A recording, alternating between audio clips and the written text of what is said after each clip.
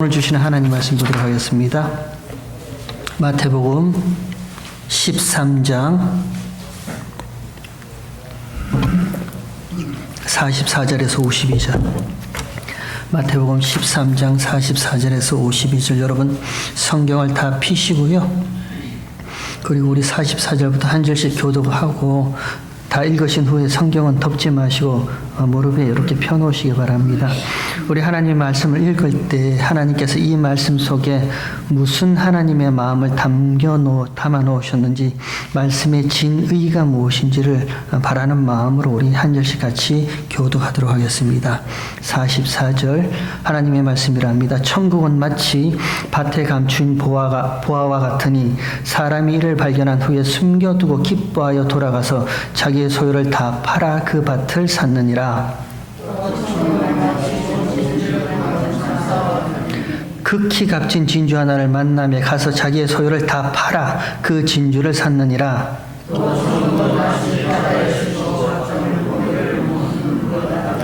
그물에 가득하면 물가로 끌어내고 앉아서 좋은 것은 그릇에 담고 못된 것은 내어 버리느니라.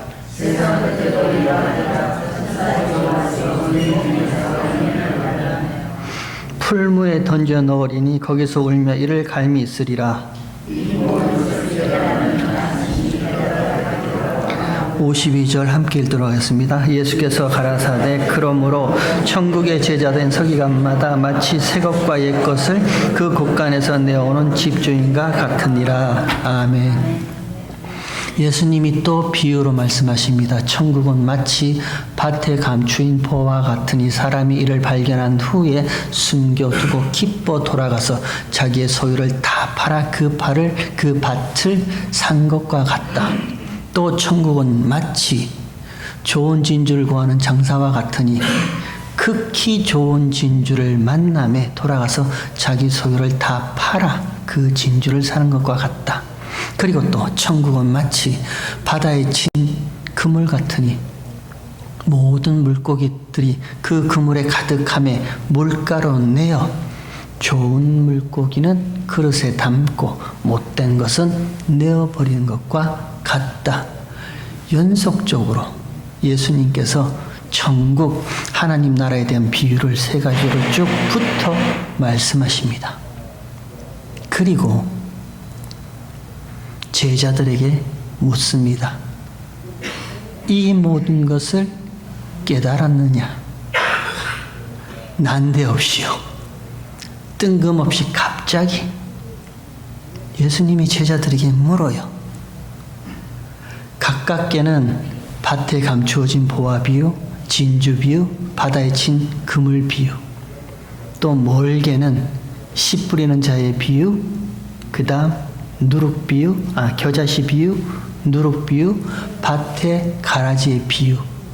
이 비유들을 쭉 예수님이 말씀하시면서 그 마지막에 예수님이 제자들에게 Have you understood all these things?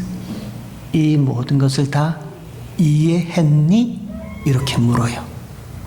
그랬더니 제자들의 대답이 그러하오이다. 저는 이 한국말 번역이 너무 멋져요. 영어 번역에는요, 딱 한마디 yes 이렇게 되어 있거든요. 근데 제가 가진 한국말 번역에는 이 모든 것을 깨달았느냐 하시니 대답하되 그러하오이다. 네, 예수님 다 알았습니다. 그러면 됐죠. 예수님 말씀하신 그 천국의 비유를 쭉 말씀하시고 이 모든 것을 다 깨달았느냐 말씀하실 때 네, 그러하오이다. 다 알았습니다. 그러면 성경 공부 끝. 오늘 강의 끝. 집에 가자. 이러면 되잖아요. 간단하게 다 알았다는데 뭐가 문제예요? 그런데 오늘 본문에 보면 그러하오이다라고 대답한 제자들에게 마지막 예수님이 또 한마디를 거기에 툭 던져주세요. 오늘 보면 52절 한번 보십시오. 52절에 이렇게 말씀하십니다. 예수께서 가라사대 그러므로 천국의 제자된 서기관마다 마치 새것과 옛것을 그 곳간에서 내어오는 집주인과 같으니라. 이 말씀을 거기에 툭 던져주세요. 지금까지 내가 말한 비유들 다 이해했니? 네, 그러하오이다. 다 알았습니다. 근데 거기에 예수님이 제자들에게 이 말씀을 툭 던져주시는 거예요. 그러므로 천국의 제자된 서기관마다 마치 새 것과 옛 것을 그 곳간에서 내어오는 집주인과 같다. 여러분, 이게 무슨 말씀이에요? 저는 성경을 이렇게 묵상하다가 이 마지막 52절 이 구절에 예수님이 하신 말씀에 턱하니 막혀버립니다. 다 이해했다 하고 집에 가면 되는데 그런 제자들에게 천국의 제자된 서기관마다, 이 말조차 힘들어요. 천국의 제자된 서기관마다 마치 새 것과 옛 것을 그 곳간에서 내어오는 집주인과 같다. 예수님이 말씀하세요. 여러분은 이해하시겠어요? 이 예수님의 말씀이 무슨 의미를 담고 있는지 알아들으시겠어요? 저는 도무지 모르겠더라고요. 그래서 저보다 훨씬 더 많이 공부하신 성경 연구가들의 주석책을 막 찾아보았습니다. 그리고 저보다 훨씬 더 유명하신 목사님들의 설교집도 막 찾아보았습니다. 궁금하니까. 근데 대부분 동일하게 이렇게 말씀하시더라고요. 옛 것은 율법주의, 당시 유대인들, 새 것은 복음, 은혜.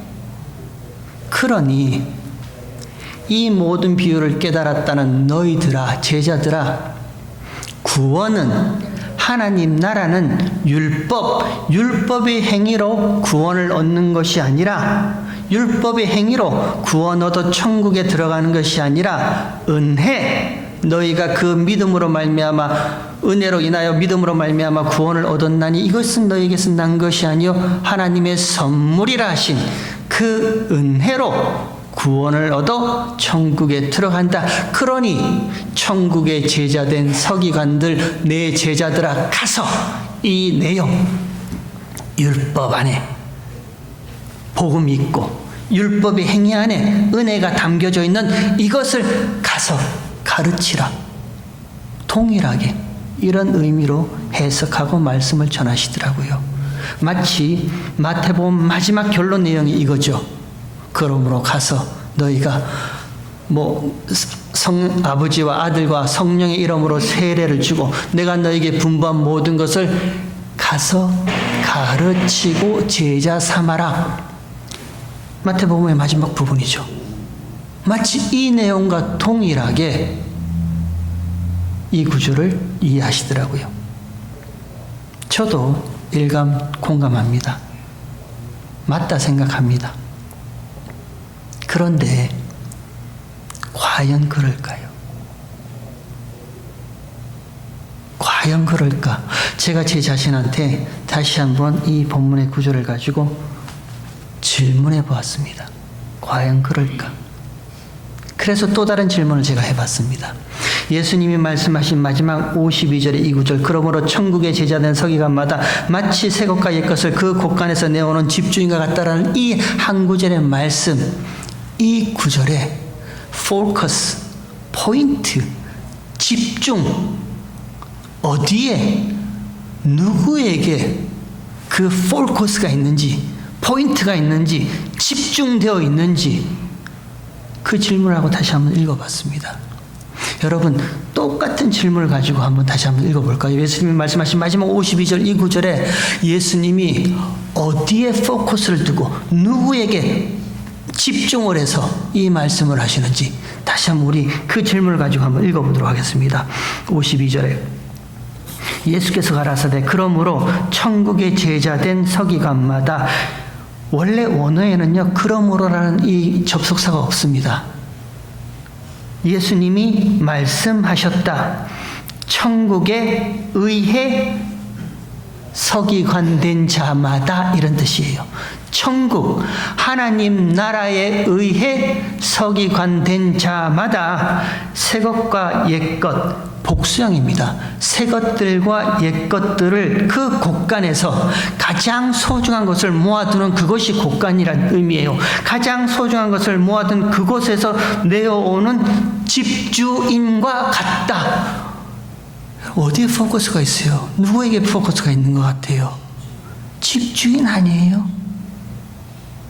천국에 의해 서기관된 자들은 마치 무엇과도 같으냐면 그 집주인이 자기가 가장 소중한 것을 모아둔 그곳에서 그 한 곳에서 새 것들과 옛 것들을 계속해서 내어오는 그 집주인의 활발한 움직임요, 액션요, 그 집주인의 행동, 행위, 활동성요, 거기에 포커스가 있는 거예요. 천국에 의해 서기가 된 자들은 마치 무엇과도 같으냐면 집주인이 자기가 가장 소중한 것을 모아둔 그곳에서 한 곳입니다. 새 것 모아둔 것 따로 있고 옛 것 모아둔 것 따로 있는 거 아니에요. 한 곳에서 새 것들과 옛 것들을 계속해서 내어오는 그 집주인의 활발한 움직임요, 거기에 포인트가 있는 거예요. 집주인은 지금도 활발하게 움직이고 있단 말입니다. 그러면요, 이런 뷰 포인트로 예수님이 앞서 말씀하신 세 가지의 연속적인 천국에 대한 비유, 천국은 마치 밭에 감추인 보와 같으니, 그 다음에는요, 사람이 이를 발견한 후에, 누가요? 밭에 감추어진 보화를 발견한 그 사람이요, 숨겨두고 기뻐 돌아가서 자기의 모든 소유를 다 팔아 그 밭을 사는 것과 같은 것이 천국의 모습이다. 또요, 천국은 좋은 진주를 구하는 장사와 같으니 그 장사가 극히 좋은 진주를 만나매, 그래서 그 장사가 무엇하는데요? 돌아가서 자기의 모든 소유를 다 팔아 그 다 판 것으로 그 극히 값진 진주를 사는 것과 같은 것이 천국의 모습이다. 또 천국은요, 바다에 그물을 모으려고 친 그물 같으니, 물고기를 모으려고 친 그물 같으니 그 그물에 물고기가 가득함에 누가요? 그물을 친 어부겠죠. 그가 물가로 내어놓아 그 물고기 중에 좋은 것은 그릇에 담고 못된 것은 내어버린다. 누가요? 어부가 그렇게 하겠죠. 물고기가 나 여기 좋은 물고기 있어요, 나 좀 이렇게 그릇에 담겨두세요, 누가 그러겠어요? 그 구별을 누가 하는데요? 어부가 하겠죠. 그것이 천국의 모습이라는 거예요. 우리가 쉽게 오해하는 것은요, 천국, 하나님 나라는 이미 고정화, 고척화, 고립화된, 이미 굳어버린 어떤 한 영역, 범위, 범주, 영토, 우리 여기만 생각하고 있단 말입니다. 천국, 하나님 나라면 어딘가 멀리 있는, 저 어딘가에 있는 이미 굳어져 버린 그 영역과 범위와 고착화, 고정화, 고립화된 어떤 장소, 우리 그렇게만 생각하잖아요. 근데 예수님은 그거 아니라 하세요. 천국은 마치 집주인이 한 곳에서 옛 것과 새 것을 계속해서 내어오는 그 집주인의 활발한 움직임요, 그 집주인의 활동성, 그 모습이 천국의 모습이다, 이렇게 말씀하시잖아요. 앞선 마태복음 11장에 보면 예수님께서 세례 요한에 대한 이야기를 하십니다. 그 세례 요한에 대한 이야기를 하시다가 예수님이 이렇게 말씀하세요. 세례 요한의 때부터 지금까지 천국은 침노를 당하나니 침노하는 자가 빼앗을 것이다, 이렇게 말씀하세요. 한국말 번역이 굉장히 어렵게 되어 있어요. 천국은 침노를 당하나니 라고 마치 무슨 패시브 모드, 수동태로 되어 있는 것 같아요. 아니요. 그 단어는 수동태와 능동태의 의미가 함께 있는 단어입니다. 천국은 침노한다라는 말씀이에요. 하나님 나라는 침략한다라는 말이에요. 하나님 나라는 그냥 가만히 고정되게 고착화되게 어떤 고립된 장소에서 이미 굳어져 버린 그 모습으로 있는 것이 아니라 하나님 나라는요, 이 세상 가운데로 뚫고 들어와서 빼앗고 있는 중이다, 그 말씀하고 계시는 거잖아요. 그 하나님 나라가 누구와 함께 오셨는데요? 예수님과 함께 오셨잖아요. 예수님이 이 땅 가운데 오셨을 때 하나님 나라가 이미 너희 가운데 임했다 그러잖아요. 그 하나님 나라가 가만히 있어요? 아니요. 예수님과 함께 온 그 하나님 나라는요, 이 땅 가운데, 세상 가운데 창세전 그리스도 예수 안에서 거룩하고 흠이 없게 하시려고 하나님이 택하시고 예정하신 모든 하나님의 백성들을, 세상을 뚫고 들어와서 세상 가운데 편만하게 펼쳐져 있는 하나님의 백성들을 계속해서 그들을 빼앗아 오고 있는 중이에요. 그게 천국의 모습이란 말입니다. 우리에게 한번 이야기를 해볼까요? 저와 여러분 개인적으로 우리한테 한번 이 이야기를 해볼까요? 저와 여러분이 예수님을 만나기 전, 아니 예수님이 찾아오시기 전, 구원을 얻기 전, 예수님의 그 큰 구원의 은혜를 저와 여러분이 알기 전에 저와 여러분은 누구의 손에 장악된 자들입니까? 우리는 누구의 손에 장악되어 있어요? 죄와 사망, 사단과 마귀의 손에 붙잡혀 있던 자들이잖아요.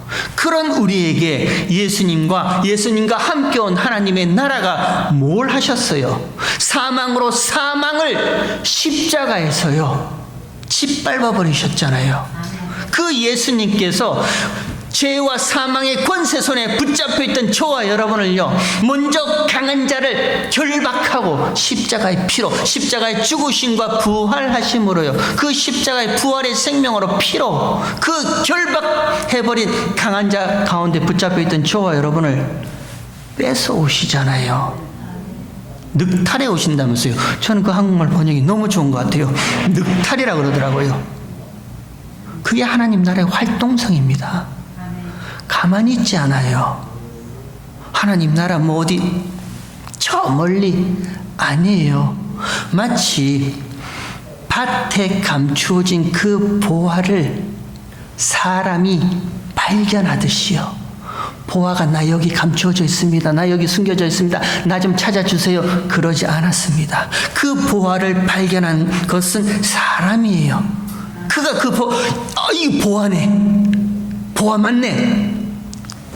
보화를 발견한 후에 기뻐 숨겨두고 돌아가서 자기의 모든 소유를 다 팔아서 그 보화를 사는 거예요. 완료형입니다. 이미 샀어요. 그렇지만 이미 구원 얻었단 말입니다. 저와 여러분 이미 구원 얻었어요. 그러나 아직요. 그러니까 계속해서 그 행동이 반복되고 있는 거예요.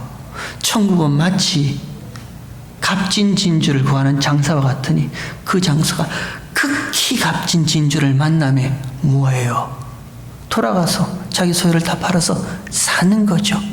그물에 걷힌 그 고기, 좋은 고기와 나쁜 고기요, 어부가 계속해서 좋은 것은 그릇에 못된 것은 내어버리는 이 일을 계속해서 하고 있는 거라는 거예요. 천국은, 하나님 나라는 그렇게 활동적으로 지금도 계속해서 저와 여러분 가운데 움직이고 있는 거예요. 그러니까 누가복음 17장인가요? 바리새인들이 예수님께 묻죠. 선생이요, 어느 때 천국이 임하니이까? 묻죠. 거기에 예수님의 대답이 무엇입니까? 천국이 여기 있다 저기 있다 하는 것이 아니라 너희 안에 있다, 이 말씀하시죠. 무슨 천국이 그들 안에 있어요? 무슨 천국이 저와 여러분 안에 있어요?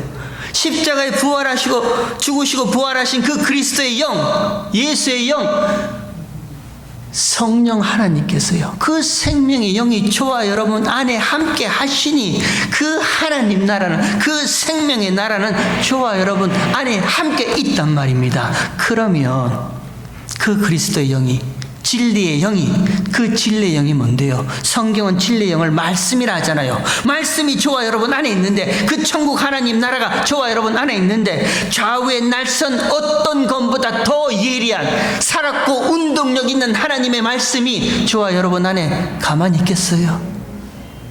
가만히 있겠냔 말이에요. 그 말씀이 저와 여러분 안에서 그 천국 하나님 나라가 뭐 하고 있는데요? 저의 혼과 영과 관정을, 골수를 찔러 쪼갠다면서요. 하나님 나라는, 천국은요, 말씀은요, 지금도 그렇게 움직이고 활동하고 있는 거예요. 모르시죠, 여러분? 여러분의 육신 가운데 저와 여러분 안에 얼마나 귀한 보화가 담겨져 있는지, 얼마나 극히 값진 진주가 담겨져 있는지 모르죠. 저와 여러분의 이 육신의 죄의 찢기 때문에 그 죄의 찢기들이 덕지덕지 묻어져 있으니까 눈에 보이지 않죠. 그러니까 우리 안에 임한 하나님 나라가요, 살았고 운동력 있는 하나님의 말씀이 지금도 밭에 감추어진 보화를 발견하듯이 그 죄의 찢기를 하나하나 다 벗겨내시고요, 이게 보아야, 이 예수의 부활의 생명이 이게 극히 값진 진주야, 지금도 찾아내시고 벗겨내시고 계속해서 그 활동을 저와 여러분 안에서 하고 계시는 거예요. 그러면 보세요. 집주인이 한 곳에서 새 것과 옛 것을 가지고 나오세요. 한 곳에 있습니다. 한 곳에 있다는 말은요, 옛 것 안에 새 것이 담겨져 있다라는 의미예요. 무슨 새 것 따로, 옛 것 따로, 이게 아니라 예수님이 말씀하신 그 옛 것들 안에 이미 새 것들이 거기에 담겨져 있다, 이 말씀해 주시는 거예요. 예를 한번 들어볼까요? 물 한 잔 마시고요. 마침 우리가 오후에 성경 공부, 창세기 성경 공부하죠. 오늘은 6장 노아에 대한 이야기를 성경 공부합니다. 노아 방주에 대한 이야기를 합니다. 옛날 이야기인가요? 그 옛날 노아가 있었대. 그 노아 때 하나님이 홍수로 심판하신데 비가 쏟아진대. 하나님은 노아에게 방주를 만들라 하셨대. 노아가 방주를 만들었는데 노아와 7 식구는 살았더라. 옛날 이야기인가요? 역사학자들이, 고대 유물학자들이 노아의 방주 그거를 찾았대요. 그리고 나서 흔적을 찾아서 이게 탄소 동위원소로 한번 연대기를 측정해 봤더니 지금부터 2458년 전, 기원전 2458년 전의 사건이다. 그럼 올해가 2024년이죠. 그럼 지금으로부터 몇 년 전입니까? 모를 줄 알고 제가 적어봤습니다. 4482년. 그때 이야기예요. 노아의 이야기가 단순히 옛날, 그 먼 옛날, 그때 그 얘기, 4482년, 지금으로부터 그 얘기예요. 마태복음 펴져 있으니까 마태복음 24장 37절 한번 보십시오. 24장 37절 뒤에.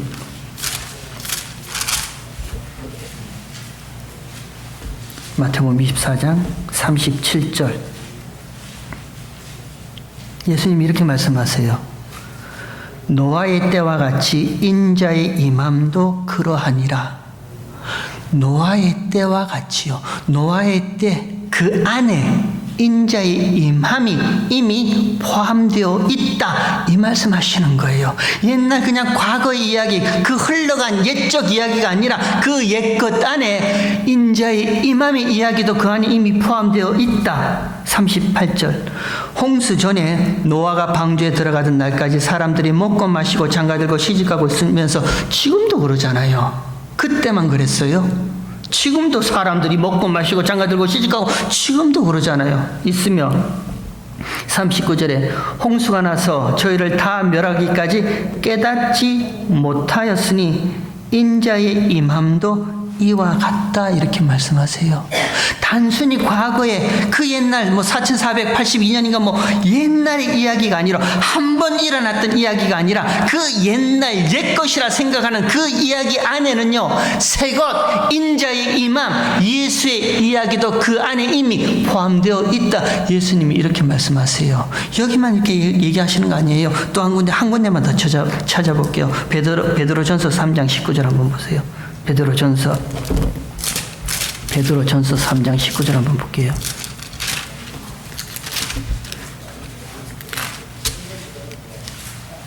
베드로전서 3장 19절, 신약 성경 제가 가진 성경으로 380년 정도 있습니다.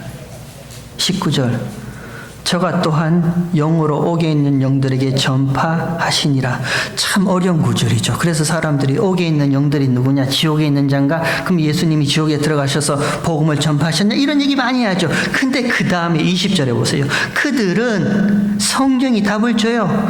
영으로 옥에 있는 영들이 누구냐면, 그들은 전에 노아의 날 방주 예비할 동안 하나님이 오래 참고 기다리실 때 순종치 아니하던 자들이 그들이란 말입니다. 그들에게 방주에서 물로 말미암아 구원을 얻은 자가 몇 명뿐이니 겨우 8님이라. 다 죽고 노아와 7 식구만 살았다. 그리고 21절에 물은 하나님의 심판은 예수 그리스도의 부활하심으로 말미암아 이제 너희를 구원하는 편이 곧 세례라 이렇게 말씀하세요. 단순히 5,000년 전에 일어났던 그 홍수가 아니라 그 노아의 홍수 이야기 안에는, 그 심판 안에는 세례요, 쪼개진다는 의미죠. 물에 빠지고 다시 살아난다는 의미죠. 십자가에서 죽으시고 부활하신 예수님의 죽으심과 부활의 생명이 이미 새 것으로 거기에 담겨져 있다, 이 말씀하시는 거예요. 그냥 옛날 이야기만 하는 게 아닙니다. 그러면요, 여기서 한 걸음만 더 나가보고 마치도록 하겠습니다. 한 걸음만 더 나가볼게요. 천국에 의해 서기관된 자들마다 마치 집주인이 곳간에서 새 것들과 옛 것들을 함께 내어오는 것 같다. 옛 것 안에 새 것들이 포함되어 있는 것을 내어오는 것 같다, 이렇게 말씀하시죠. 그 의미를 한 걸음 더 나아가 보면요, 옛 것들은 새 것들에 의해서 덮여져 있는 모습이다, 이 말씀하시는 거예요. 옛 것들은 이미 새 것들에 의해서 덮여져 있다. 새 것은 반드시 옛 것을 덮어버린다. 이걸 한 사도 바울이 고린도후서 5장인가요? 그리스도 예수 안에 있는 자는 누구든지 새로운 피조물이라 말하죠. 저와 여러분이 뭐가 새로운데요? 우리가 뭐가 새롭나요? 어떤 것이 새로워요?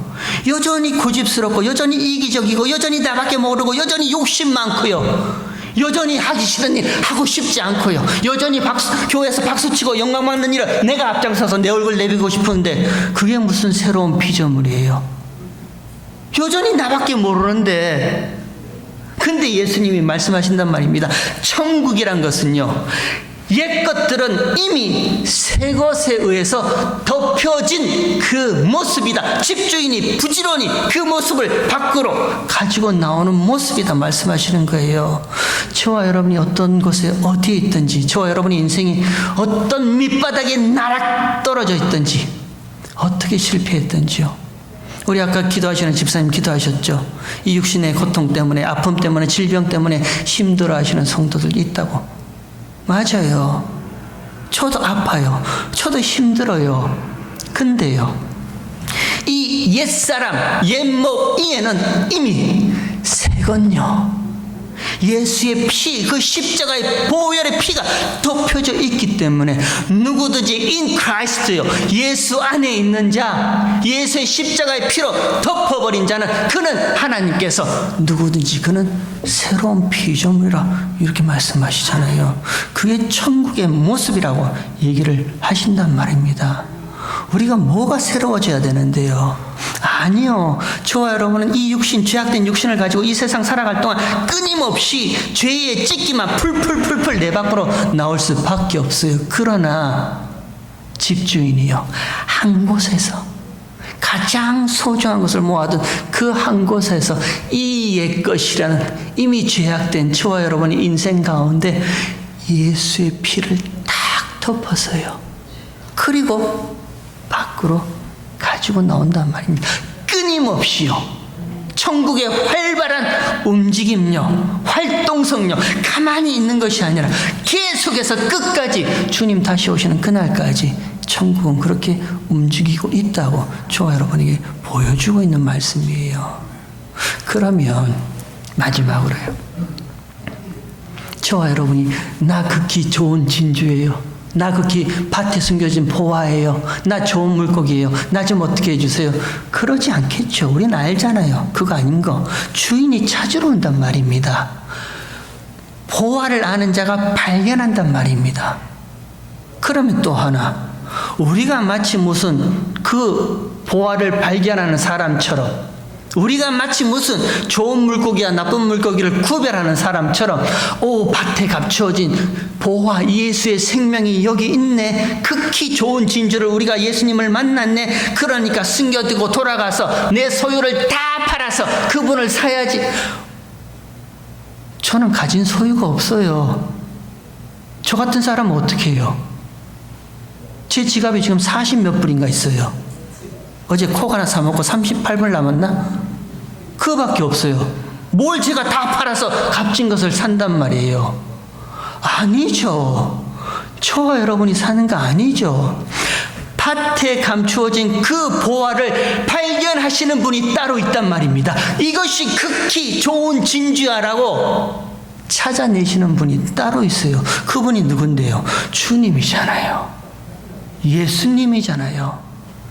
예수님이 찾아오셔서 저와 여러분 이 세상 가운데, 이 더러운 세상 가운데, 그 죄의 찢기들 가운데 숨겨져 있고 파묻혀 있던 저와 여러분 인생 가운데 주님이 찾아오시잖아요. 그리고 극히 좋은 진주를 만났네요. 세상 가운데 묻힌 이 보화를 내가 만났네. 얼마나 귀한 것이면요, 얼마나 좋은 것이면 주님께서, 예수님께서 자기의 모든 소유, 그 생명까지라도 십자가에 다 찢기고 팔아버려서 죽으시고 피 흘려서 저와 여러분을 사셨겠냔 말이에요. 그게 교회입니다. 그게 주의 피로 값주고 사신 교회, 저와 여러분의 모습인 거예요. 우리 이번 한 주간 이렇게 한번 살았으면 좋겠습니다. 뭐 내 인생에 새 것 없나? 좋은 일 없나? 저와 여러분의 인생에는요, 옛 것밖에 나오지 않습니다. 그 율법에 익숙한, 선악과를 먹고 여전히 비판하고 정죄하고 판단하고 이거 틀렸다, 이건 맞다는 그 모습밖에 나오진 않아요. 하지만요, 찾아오셔서 그 저와 여러분을 얼마나 극히 좋은 것이라고 생각하면 십자가에 죽으심과 부활하심의 피로 덮어버리신단 말이에요.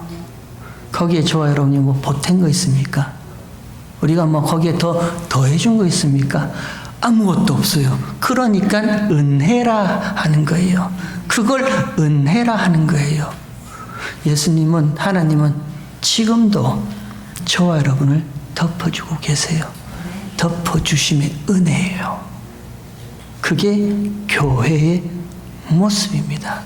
이번 한 주간 저와 여러분의 인생을 살다가 어떤 일이 생길지 저는 잘 모르겠습니다. 어떤 초한과 어떤 어려움과 어떤 눈물 나는 일과 어떤 슬픔과 어떤 고통스러운 일이 생겨날지 모릅니다. 그렇지만 덮어주시는 하나님의 은혜가, 그 생명의 보혈이 덮어주시길 주 이름으로 축원합니다.